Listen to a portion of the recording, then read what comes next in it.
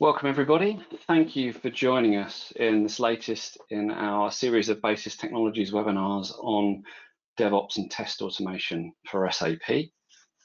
As you'll all know, and you can see on the screen today, we're going to be looking at a high-level introduction really to what DevOps is in SAP and how it can help. Before we begin the session, a little bit of webinar admin as always. Everybody on the call is on mute. But if you do have any questions, I encourage you to put them in the question box in the GoToWebinar control panel. We'll try and get to those at the end of today's session, but if not, we'll follow up afterwards and get you some answers after today's run through. This is a recorded session, as always, with Basis Technologies webinars. So if for any reason you have to leave before the end or you'd like to revisit the content, you will be getting a link to the webinar in the next day or two. So just bear with us for that, please. And if you don't see it soon, do please get in touch, and there'll be some contact details at the end of today's session, or you can just go to the Basis Technologies website. Quick introduction. Hopefully you can all see me through the wonderful world of video, but my name's Peter Yamsley. I'm the head of product marketing here at Basis Technologies, and I'm going to take you through today's session. I spend a lot of my time talking to Basis Technologies customers about how they run their SAP systems and manage change today through our automation, and how they'd like to evolve that in the future through things like DevOps and Agile development. Quick look at today's agenda. You've probably all seen this when you signed up for the webinar, but just to recap, we're going to take a quick look at where DevOps came from, a very brief look at the history of DevOps. We're going to run through a few of the key DevOps concepts that you may come across as you start to investigate and look into DevOps for SAP.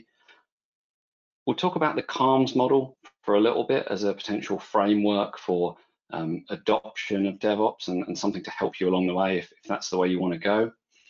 And we'll talk a little bit about the specificity of SAP and the particular considerations we have to have when we're thinking about DevOps there. And then we'll finish with a couple of real-world examples of Basis Technologies clients who've had success in implementing a DevOps approach in their SAP estate. And as I say, time permitting, we'll look at some Q&A as well at the end of the session. We'll aim to run probably about 45 minutes today, so we'll get through as much after that as we can. Just to introduce Basis Technologies to anyone on the call who may not be familiar with us and may not know why we're here talking about these topics, we're a software automation company that makes solutions that change the way our customers can run their SAP systems. And one of the ways we help them do that is by giving them the means to adopt things like DevOps and continuous delivery and more modern development approaches in their SAP environments. So we do that through our DevOps and test automation platform, which is the most complete one that's out there that is specifically engineered for SAP. And that's a really important point. As I've mentioned, we're going to touch on that later and why that matters. But we've been doing this for more than 20 years now. We're very much SAP experts. It's our sole area of focus. So our solutions are only for use in SAP environments, and that specific engineering for SAP and the functionality we have because of that is really key to what we offer. And it's why we're here talking about DevOps for SAP today. We're very much a global business, offices all around the world, and you can see some of the kind of clients we work with on the screen there today. So lots of organizations, big and small, including some with very large SAP estates. So starting at the beginning, what is DevOps? We're here to talk about DevOps. What is DevOps? Well, before I even dig into that, I just want to kind of re-emphasize that today we're very much going to be looking at a helicopter view, really a high-level view of the topic of DevOps and DevOps for SAP. This is quite an in-depth subject. There's lots of stuff we could get into, lots of material out there in the world, whole books on the topic. So this is going to be a starting point, a kind of primer on some ground concepts around DevOps for those of you that aren't so familiar. If you already know something about DevOps, or if you've already done some investigating and you're a bit down the road, we'd love you to stay with us. Hopefully you'll hear something new and of interest in today's session, but you might actually want to go and look at some of the other webinars on the Basis Technologies website that dig in a bit more into the topic in some more specific details. We're going to go quite high level today, but we've got quite a lot to get through. That's the reason why. So let's begin with this. Where did DevOps come from? I mean, not specifically critical to how we apply DevOps in life today, but kind of interesting to understand the story of how we got here. And roots are very much in the Agile development movement. We had things like Scrum and extreme programming coming in the 90s as concepts. And the Agile Manifesto, which some of you may be familiar with, was written by a group of developers in 2001 and published and disseminated. And that's a kind of statement that sets out 4 values and 12 principles around what Agile development should be. And that was part of one of the elements that, you know, started to get the ball rolling with Agile development as that became more popular in the early part of this decade. And what some organizations found there is that changed the way the development team were working and the cadence that the development team could change code at, but the rest of the workflow, the development delivery pipeline in that software development lifecycle wasn't changing at the same pace. And that led to a couple of gentlemen, one called Patrick Dubois and another called Andrew Schaefer, to be talking about this at a conference in 2008 on this topic of agile infrastructure and how can we adapt the rest of our pipeline to match what our development teams are doing now with this agile approach. And particularly for Patrick Dubois, which is a name that's going to come up again a little bit later on, that interest grew when he saw a presentation from Flickr, so the story goes, about how their dev and ops teams were cooperating to deliver change a mammoth 10 times a day, to deploy into production 10 times a day, which from a web point of view these days might seem fairly sedate for some organizations, but that was kind of a big deal back then in 2009. And off the back of that, that inspired Patrick Dubois to create these local events in Europe initially, because he's a Belgian, called DevOps Days. And that's really where we get this portmanteau word DevOps from. Originally was these events called DevOps Days, which very quickly expanded into the US in 2010 and around the world, and the concepts began to gain traction and popularity. And you know, until we get to 2020, so only 11 years later, when we have a whole ecosystem of DevOps enabling tools and solutions, consultancy, education, events. You can see a whole bunch of them on the screen on the slide here. And I think the kind of important thing here that might be surprising to some is the relative youth of DevOps as a concept. We're only talking, as I say, about 11 years since that term was kind of coined in the popular way we use it today, yet it's gained an awful lot of traction. A lot of firms believe in it as an approach and feel they get a lot of benefit from it. So when it comes to how we define DevOps, there isn't really such a thing as a single definition, because there isn't a prescribed set of rules you can follow to implement or to do DevOps in any environment, never mind SAP. So there's lots of different definitions out there, and one of the things we certainly advocate at Basis for organizations starting to look at DevOps for SAP is define your vision of what DevOps means for your organization, or select the one that works for you as part of your starting point. I like this one that's on the screen from Gene Kim, who's one of the kind of more pioneering authors and advocates around the DevOps movement. And he wrote that DevOps advocates a collaborative working relationship between development and IT operations that results in the fast flow of planned work while simultaneously increasing the reliability, stability, resilience, and security of the production environment. And this one resonates for me because these are some of the words that our SAP customers in particular use when they're talking about their environments. There's a perception that DevOps is all about speed and rapidity and changing things fast, and that is true. We're talking about collaboration and fast flow, but also reliability, resilience, stability, very important issues for SAP. One thing that is missing from here that's a key part of DevOps is the concept of delivery of value as well, but I will talk about that in a minute. But you might find some other definitions that focus much more on value than some of these elements on the screen, but they're all part of the same whole. So what are we talking about with DevOps when we say, you know, we're doing DevOps, it's a DevOps approach? Well, basically the original idea, and this may seem fairly straightforward, but was to try and address the situation that there's no getting away from it. evolved in a lot of organizations where different parts of the IT organization, in particular development and operations, are siloed, are separate, are not working together. So the development team are working on code, working on functionality, changing things, implementing fixes, and then they're just handing them off, passing them over to an operations team who are responsible for implementing, running, monitoring them, but never the twain shall meet. They're working independently, separately, and because of that, we're seeing things like a lack of collaboration, a lack of communication, which leads to a lack of potentially ownership and of context of the work that you're doing.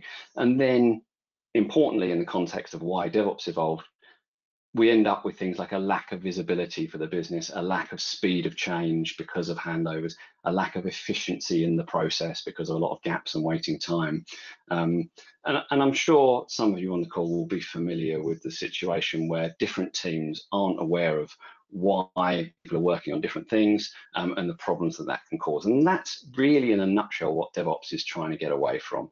It's trying to bring those teams together in a much more collaborative way to get rid of those functional silos and the problems that are caused by the separation of those teams and the siloing of those teams and the gap between them.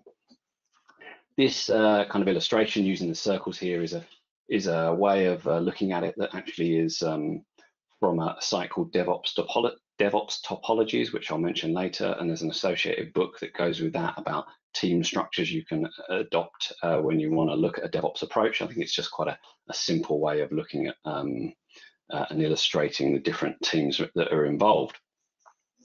And that bit about different teams is important because as Dirk Lehman from SAP actually said on a recent presentation that I saw, so I tip my hat to him here, DevOps is a bad name because as we deliver software in SAP or anywhere else, there's a lot more than just dev and ops involved these days, realistically. And if we want to have an efficient, a more efficient end-to-end collaborative process, then we've got to bring more than just dev and ops together. And so, for example, we might be talking about the business. We're certainly going to be talking about QA. We might be talking about security, and clearly in an SAP sense, we'll have the basis team as part of the operations organization. So just worth pointing out that DevOps is, despite the name, just not about dev and ops. It's about the whole team collaborating closely together from start to finish. And why are organizations doing this? Why does anyone care? Why in the space of 10 years has DevOps become such a popular hot button term, albeit perhaps not so much in the SAP world yet? Well, these are some of the outcomes that organizations who are likely to be doing DevOps say that they're seeing. So this is a slide that some of you may have seen before from a survey done by a company called Dora, who was subsequently bought by Google, DevOps Research Association, I believe it was. And as you can see, the performers that they put in the elite group that are likely to be doing DevOps are seeing much faster delivery of change, a much greater volume of change, and critically, they're seeing much higher quality, lower rates of failure, and when they do see failures, they're able to recover from them much faster. And of course, these are kind of IT outcomes because we're talking about code delivery here, but ultimately what we're doing with delivery of that code is enabling something that the business needs. So we can map this to saying that we can make changes and deliver value to the business that much more quickly and that much more volume and that much greater quality. So these are the kind of reasons why organizations are doing DevOps in different parts of their IT landscape. Let's see if we can click on the next slide. Here we go. So that's just kind of a brief intro to what DevOps is, where the names come from. As I've said, there's no specific definition of DevOps, but there are a number of concepts that are common to the different approaches of different companies and to much of the material you'll see around the topic of DevOps. So I'm just going to touch on a few of those concepts in the next section now. So first of all, at a very high level, you may come across this idea of the 3 ways of DevOps, and you will see that this comes actually from a book called The Phoenix Project, which was written by Gene Kim, a name I've already mentioned, along with a couple of co-authors as well a few years ago, as basically a novelized version of the trials and tribulations of IT teams in a large enterprise, and how those teams work together and change in a DevOps way to, deliver more value to the business and manage their IT estate more effectively. A lot of people have used this book as an introduction to DevOps. It's very relatable if you work in IT for a lot of people. And as part of that, as I say, they suggested these 3 ways as kind of being overarching concepts for DevOps. So the first one, and very importantly, is the idea of what they call systems thinking or flow. And really, this is all about, again, that idea of getting away from functional silos of units of work in individual steps and thinking about the overall process from requirement definition, ideation to delivery at the end, and how we can optimize that flow through that whole process rather than at specific points. So system thinking and end-to-end thinking is quite key in terms of DevOps. And you'll hear themes that come up again through this presentation as I'm talking that are core to this whole idea. So collaboration, flow, end-to-end system thinking, all part of that. Then feedback is very important in DevOps. It's not a straight line, it's not linear. I'll talk about that in a minute in terms of how we want to approach it. So we want to be thinking about continuous improvement, and to have continuous improvement, we need feedback from the ops team to the dev team, but also, for example, from the customers to the business, all the way through the loop. So we want processes and mechanisms that allow us to gather feedback between teams and externally as to what we're delivering when we take a DevOps approach. And one of the reasons why we want to do that is because the third way, as defined in the Phoenix Project, is the idea that DevOps should be about a culture of continuous experimentation and learning. If we can develop a system that gives us greater flow and that enables us to have a higher cadence of software delivery safely with higher quality, it means we can try more things. And if we've got those feedback loops, we have a mechanism that helps us to learn from those different experiments and optimize continually as we go. And this is the kind of core high-level concept of DevOps. I mean, obviously, there's a lot of technical back-end things that have to happen to try and achieve these lofty goals, but it's kind of a good starting point. So then a couple of other key concepts that are going to come up that you may come across, you may or may not, but come up commonly. I've already mentioned one of them is very important. I nearly put it on that, is about value. So what we're trying to do with DevOps is measure success based on final delivery of value. And you may have already got that sense from that idea of system thinking and flow and end-to-end. Everybody is responsible for the end result, not for their specific piece of work, not for my test or my bit of code or my deployment or my requirements definition. So in that scenario where everybody in the team working together is responsible for the end result, then our functional silos kind of become impractical because we need to be closer and more collaborative, but they kind of become irrelevant. And I'll talk about this when I talk about culture a little bit more later on. Agile development is a whole topic in its own right, and I'm not going to get into any details on that today, apart from to say that Agile is a quite fundamental underpinning really of DevOps. And we do see with a lot of the organizations that we work with at Basis Technologies that they see Agile as a practical first step, a more development focused first step in improving some of their processes and some of their efficiency and making themselves a bit more responsive as an organization. But that's part of DevOps. So you can't really do DevOps without Agile, but you can do Agile without DevOps, and that may be somewhere that you want to start. It might be more approachable as a beginning point in your SAP teams. Something that comes up a lot in the kind of DevOps context is this concept of shifting left. I've already mentioned quality and this perception that DevOps is just about speed, when actually it's very much about quality as well.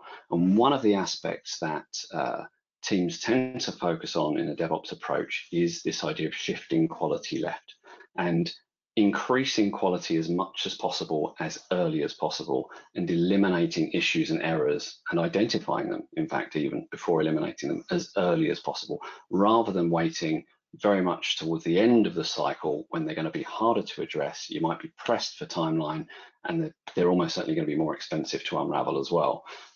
One of the kind of biggest downsides actually of a phased traditional waterfall software development approach is the fact that you probably identified time to try and find these errors and fix them later in the process by the nature of the way it's designed. We're talking about things here like unit testing, like peer reviews of code. We could be talking about things even like test-driven development, where you define the test for your unit of code before you write the code. Different views on that one, but some organizations swear by it. So lots of things we can do to give more ownership and more help to developers to try and identify issues earlier and increase quality earlier. So shifting left will, comes up a lot in a DevOps scenario. Finally, there's this idea, which again, I'm not going to dig into too much today because it's quite a big topic and it's a bit separate from where we are in the world of SAP, but it's distributed development. So typically, many organizations doing DevOps outside of SAP will be usually utilizing some sort of code versioning system, source control system, typically based around Git. And that enables their developers or teams of developers to work independently on separate copies of code, separate versions of the code base. They can do that totally separately. They can then commit their changes back into a central repository, and typically there will be an entire automated tool chain to a greater or lesser degree that is keyed off that version control system. So in a particularly advanced DevOps scenario, you might commit your code that your local team has worked on, and there's a fully automated process that then puts that back into the repository, tests it, integrates it, maybe even automatically builds the environments to test it in. If everything passes automatically, pushes that out into production, perhaps in a phased way, perhaps with a predefined A/B testing approach. All can be fully automated, and it's often the case with particularly web front-end systems or systems that can be changing thousands of times a day in some organizations, that this pipeline with a variety of different tools is fully automated based on this idea of independent development teams. We can't really do that in SAP. There are some technologies coming now that might help us too. And as I say, I'm not going to dig into that too much today. We have some more webinars on the Basis site about that. But this is a key kind of concept to be aware of, because if you talk to DevOps people from outside of SAP, they may consider this to be the norm. They may think of this as a standard way of working in DevOps. And of course, with our typical shared development environments, it can be quite challenging. And then finally, I want to talk about this idea of continuous, because you'll see this word all the time around DevOps. When you read about DevOps, you talk about DevOps, continuous everything. So the idea, again, comes back to this concept of flow, of getting things moving through the process as quickly as possible from one end to the other. So we want to try and have continuous automated processes where we can. And there's different levels of that, as you can see on this diagram on the screen. So could be integration, could be testing, could be deployment, could be monitoring. But if we can layer those things up and have as much continuous automation as possible throughout the process from plan to delivery and beyond, we're getting more towards a DevOps approach. And we're going to see, as we increase the collaboration across teams and the connection between our tools, we're going to see the value that we get from this, this DevOps approach rise, and we're going to get hold of that value, and we're going to realize that value more quickly. But as you can see from that circular arrow in the top right as well, continuous improvement, feedback, experimentation, as we've said, very important in DevOps. So typically, rather than this linear left to right sort of old-fashioned software development lifecycle, you will see DevOps represented in this figure of 8 way, where we have a continuous flow of software development, definition, requirement, change, evaluation, and so on. So continuous is going to be a word that will come up a lot in the world of DevOps. So those are a little bit kind of abstract concepts. One way that some teams try and kind of rationalize that and take a more structured approach to building blocks of implementing DevOps is this framework that's the acronym CALMS. So this originally started off actually as CAMS. It was defined as CAMS by a couple of guys who actually in the DevOps days in America in 2010, so some time ago now, those events that I mentioned. And they came up with this acronym of 4 elements of DevOps that they saw as the important things to consider when you're getting started. So we'll take a quick look at those. So first of all, culture, very important. As I've said, you know, it's all about collaboration. It's all about getting rid of silos. It's all about autonomy of teams. And these things don't necessarily come easily. DevOps is described sometimes as a people problem as much as anything else, because it requires a change of mindset. It requires sometimes a change of organization to make those teams work together and facilitate those teams working together. So thinking about how you structure your teams and how you educate your teams and bring them on with you as you want to adopt a DevOps approach is a really important point. It's actually fundamental, and it's not going to work without the right culture and without the right mindset and without the right organization. And then, of course, as I mentioned in that distributed development example, automation is really critical. Because we're trying to move at pace and because we're trying to reduce the risk as we move at pace, and because we're breaking work into more units and we're delivering more volume of deployments, even if the overall amount of work may be the same, automation is more than our friend. It's almost essential to get the speed, the consistency, the quality that we need to integrate the various different parts of the process together. And it also really helps us to increase actually our productivity, and in many cases the satisfaction of the people involved, because it takes away a lot of the grind. You know, those spreadsheets of transports, you're trying to figure out what the sequence should be in that quarterly deployment and what the dependencies are in an SAP world. Automation can take care of that for us. So probably these are the 2 most important things to consider if we want to be adopting DevOps in any environment, is culture and automation. But also in this CAM sense, we have measurement, and this feeds back into that way of DevOps around feedback. If we're going to have some kind of feedback loop, we need some way of measuring success. We need some way of measuring whether things have gone well and how we can judge the effectiveness of our process and what we've delivered. So however you approach this, some kind of measurement is really important. In an SAP context, this can be one of the things that we find very challenging with the clients we work with. Often if we ask, what's your cycle time? How long does it take to get from requirement to deployment? It's not so easy to answer.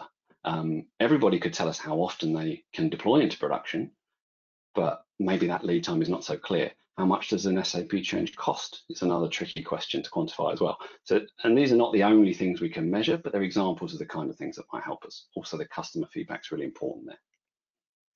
And then finally, the S in CAMS is sharing. And this really comes to the idea of DevOps being about transparency and visibility. So we want to be sharing knowledge as much as possible between teams. We want to be sharing responsibility, working collaboratively, maybe sharing resources, maybe not, maybe we're forced to do that in an SAP sense, but sharing resources and tools. So we need the kind of community and process, and again, mindset that encourages and enables us to share as much as possible. So that was kind of proposed as CAMS. What about CALMS? Well, the L came in and was suggested by a guy called Jez Humble, who's another DevOps author, practitioner in 2011. And he suggested bringing in this idea of lean from the manufacturing production world into our software development approach and into our framework for DevOps, because there's so much overlap between the ideas of lean and what we've been talking about in this DevOps world. And as you can see, you can find various different definitions of what the principles of lean manufacturing are, but they typically are things like you can see on the slide here. So we're talking about, deliver as fast as possible, empowering a team, building quality in, seeing the whole system thinking. So you can see there's a real overlap with what I've just talked about with DevOps.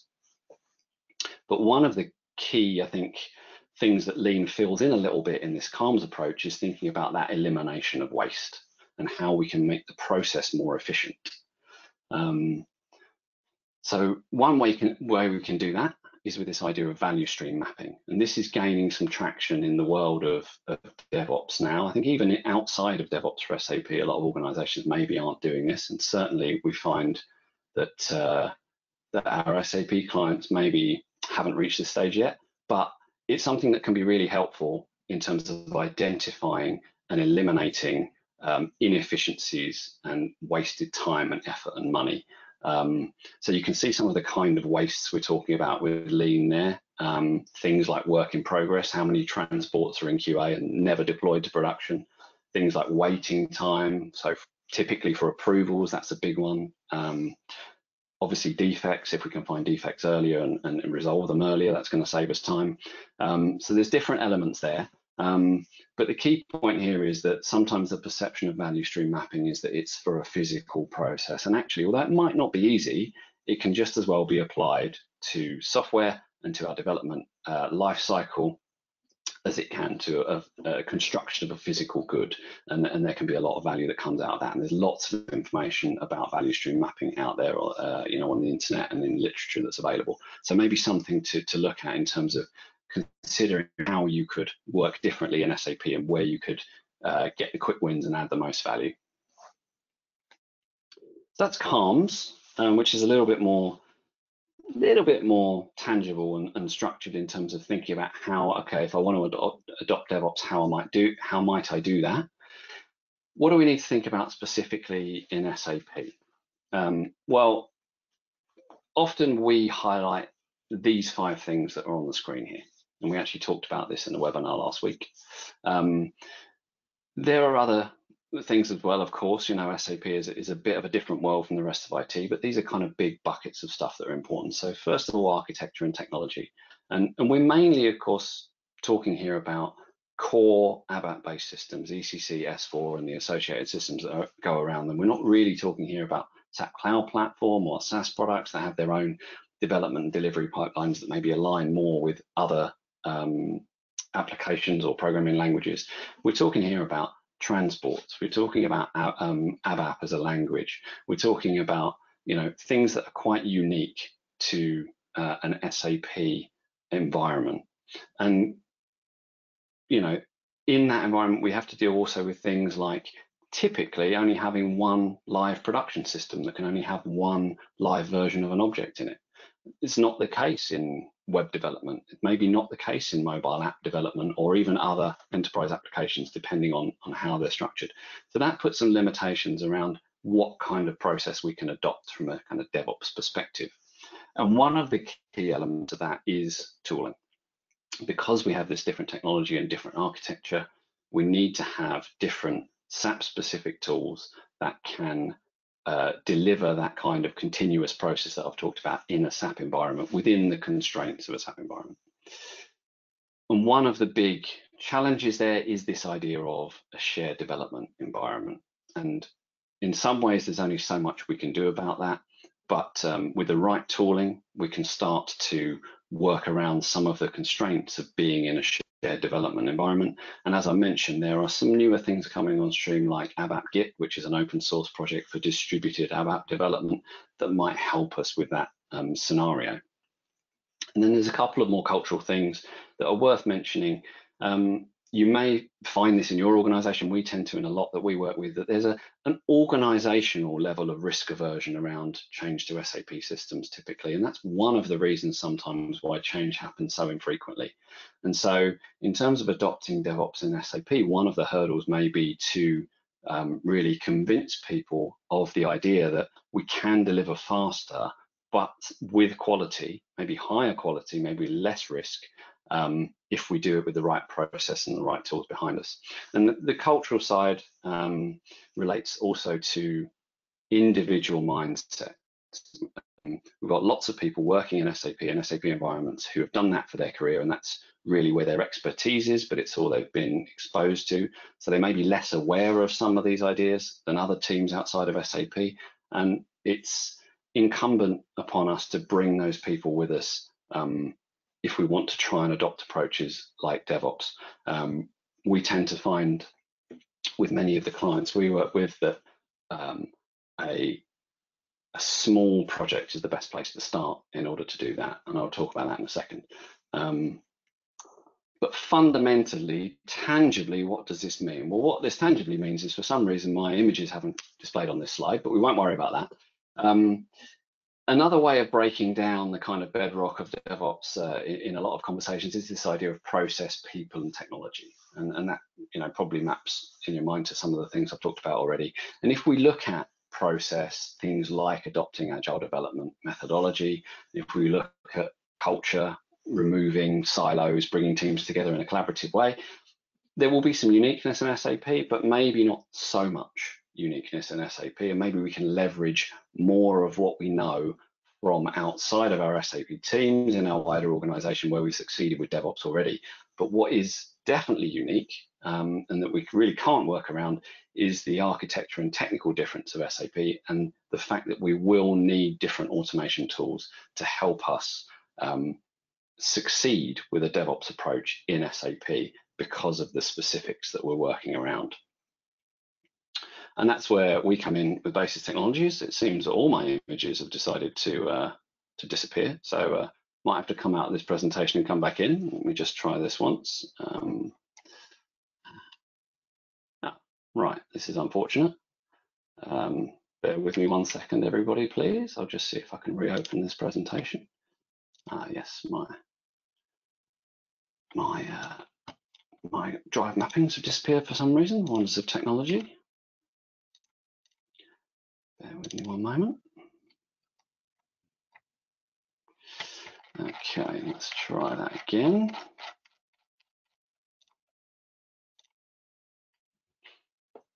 So yes, automation is key to DevOps success in SAP, and the right SAP specific tools, and that's what we do here at Basis Technologies, as I've mentioned. So we have a active control and testimony as the 2 elements that make up our DevOps and test automation platform. And when I talk about those couple of examples in just a moment, I'm going to be talking about customers that are using active control to support a DevOps approach. And with that right tooling and with those changes to our process and our culture, it is absolutely feasible to implement a CI/CD style, a DevOps type approach in SAP, which is not exactly the same as what other teams are doing outside, but is analogous to that process, and also can be connected to that process. And I'm going to give you an example of that in just a moment. So how might we do that? Well, again, see, another very big topic. We have a webinar on this on the Basis Technologies website if you'd like to take a look. But as a very brief overview, these are some of the key steps that we'd suggest that we see as an effective kind of way to get started with some of the teams that we work with. So first and foremost is, if you have DevOps initiatives or Agile development initiatives outside of SAP in your organization and you're not already speaking to those people, starting there would be a great beginning, because they will have probably a lot of insight and ideas and information that they can share with you, and vice versa, in terms of you educating maybe them about SAP and about the challenges and setting appropriate expectations there. As I've mentioned, we very often see, particularly in SAP teams, starting with a small project in the DevOps approach and building out can be a great way to go, because it lets you start with the most like-minded people who are on board with trying these new things, and it also lets you deliver some results so that you can use those as positive touch points and as proof points that validate expanding this approach more widely. Again, important to involve the business, bring the business analyst, whoever it is that's responsible for the requirements, into that team, into those conversations, so that it's fully collaborative and everyone's connected. And as I've mentioned, the automation is critical, because you simply can't move at the pace you need to with the quality you need without it. And it may be a next step, but looking at integrating SAP and non-SAP into a wider tool chain can be really important for some organizations. And that can be as simple as saying, okay, well, we use Jira for our Agile requirements backlog across our organization. We want to use it for SAP as well. Well, that's completely possible. You can connect that to your SAP change and release process with the right automation and have that single source of truth across your business. And then kind of a promotional point, but we definitely recommend, of course, watching some more Basis Technologies webinars and reading some more of our material. And I'll talk about a couple of suggestions for that just before I finish. So finally, just to wrap up, it's just very slightly behind because of my little technical delay there, but I'm just going to run you through a couple of specific examples, real-world examples of Basis Technologies clients who have successfully adopted a DevOps approach in their SAP environments. A couple of slightly different approaches, which I think make these interesting. So first of all, Ericsson, a big telecommunications provider, of course, one of the big players in that industry, and they had a very much an organization-wide, IT-wide drive to move to a more continuous delivery model and to adopt more of a DevOps approach, because for whatever reason, that kind of thinking hadn't really penetrated to their business, talking 3 or 4 years ago now. And that was very much business-driven thinking. They had some kind of specific outcomes that they were looking for these changes in IT, like some of the things you can see on the screen there, like responding more quickly to the market. And they had a phased program for bringing in this DevOps approach across their different applications. And they quickly found that what they were implementing in terms of process and tooling was working for everything except SAP. SAP was not only getting left behind, but was also holding them up, because in their scenario, maybe slightly unusually, one of their biggest SAP systems is CRM, and that was really important for a bunch of the other enterprise applications, was connected to a lot of them. So SAP was a blocker. So they implemented active control to support the DevOps approach in SAP, and that let them do a couple of important things.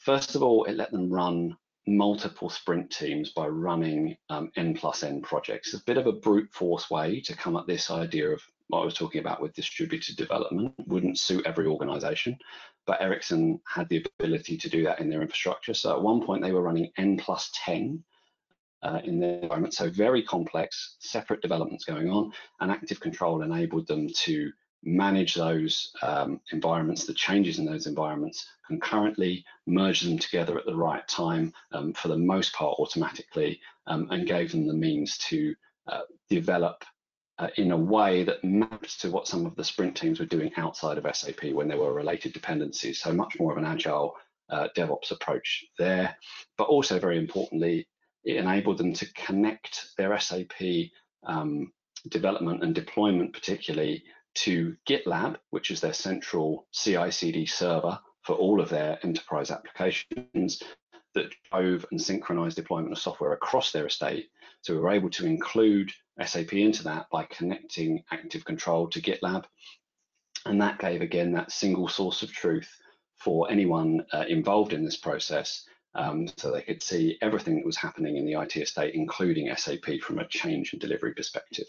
And key outcomes, they have that ability to deliver SAP change on demand as soon as it's ready, whenever suits them.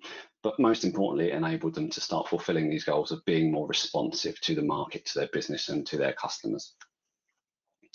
So that was Ericsson. The second one I'm just going to look at is Interpublic Group, maybe not a name that you're familiar with, also known as IPG, but IPG are one of the world's biggest advertising companies, multi-billion-dollar revenue annually, but they're in a very tough business right now because digital disruption is heavily impacting the marketing world, as I'm sure you can all imagine, from new products that are out there that are very much data-driven, even video on demand, personalized advertising, to new players like Google and Facebook in that market that are taking a lot of share of wallet.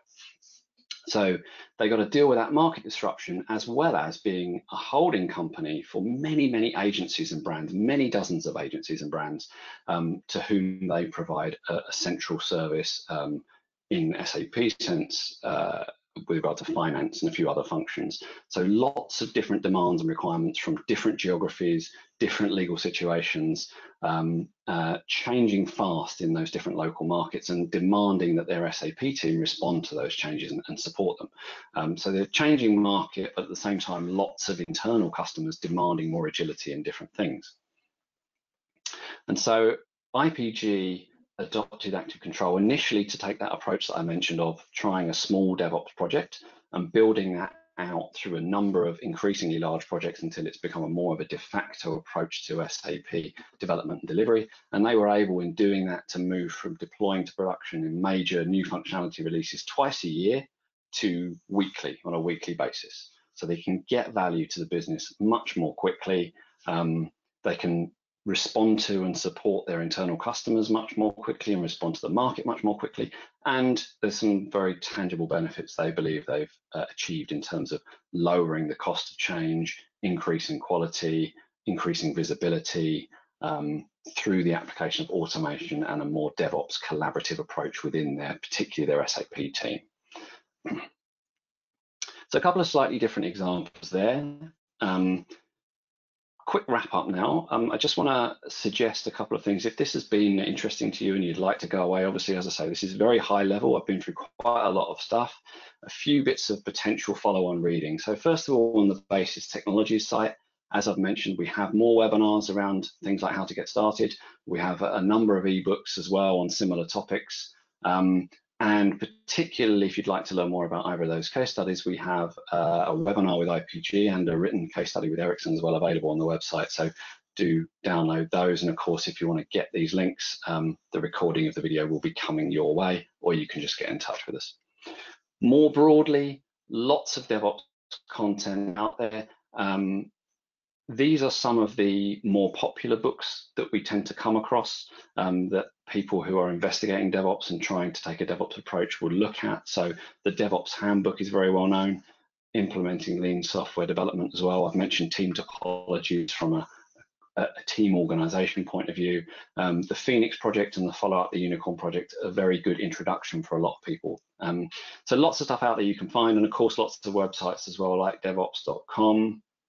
IT Revolution is quite a good source of information. They publish some of these books, and even the big IT infrastructure players, AWS, Google, Microsoft, have their own DevOps resources because they have, of course, their own DevOps products, typically outside of SAP, but there can be a lot of good information on those kind of sites as well. To wrap up, summarize what I've kind of whizzed through today in this high-level overview of DevOps. There is no single definition of DevOps. You need to pick the one, define the one that works for your organization, but there are certain key principles that you will come across commonly that exist. Either way, the core goal is to remove those functional silos, become more collaborative, and in doing so, try and identify waste in our process and remove that waste so that we can deliver value more quickly and more continuously to the business. CALMS can be a way to help you get started as maybe a framework for thinking about how you could approach this. And SAP is a bit different, particularly technically, from the rest of the world. So do try and discuss your challenges and your issues with those DevOps teams from outside of SAP in your business, and they may be able to help you make some progress.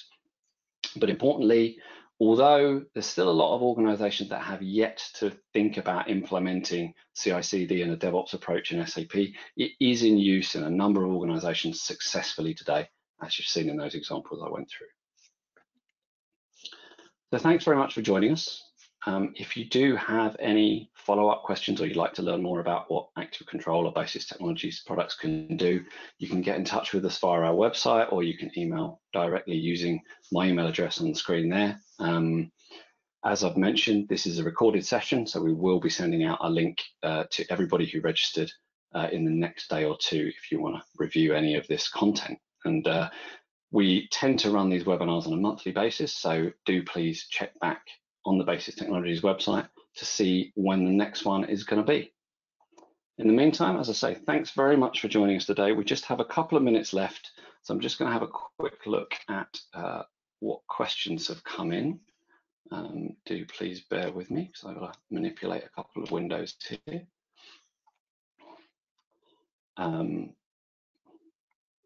So we've got what have we got? So, okay, maybe a fairly straightforward one to start with. How long does it typically take to get started with DevOps? it's a little bit how long is a bit of string. It depends on the size of your organization and how you approach it.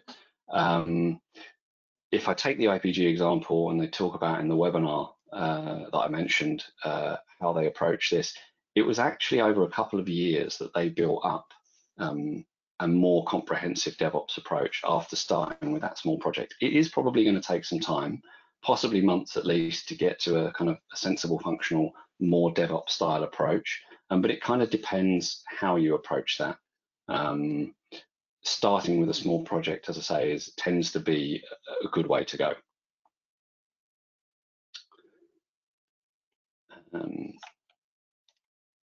We've got a couple of quite specific questions coming in. So what I'm going to do is I'll take those offline and we'll try to address those independently, individually with you. There's a question here about overtakes and automated deployment. So basically the questioner is asking how an automated deployment mechanism can handle overtakes. So basically this kind of question is one of the key areas where automation can help in terms of visibility and identifying those issues. So in active control, for example, there are many dozens, I think we're up to over 50, maybe over 60 now, individual analyzers that can look at different elements of your transport deployments at various stages and determine whether there's likely to be any issues. So for example, overtakes and overwrites or missing dependencies or high-risk objects. So there's a whole suite of automated analyzers that are built specifically for SAP issues that can help you to handle things like for example, overtakes and overwrites and flag those up when there's likely to be an issue so that they can be addressed without causing any problems. I've got a question about projects. How does this help with big projects that need an upfront plan? You know, a lot of SAP, I guess, development projects are quite large.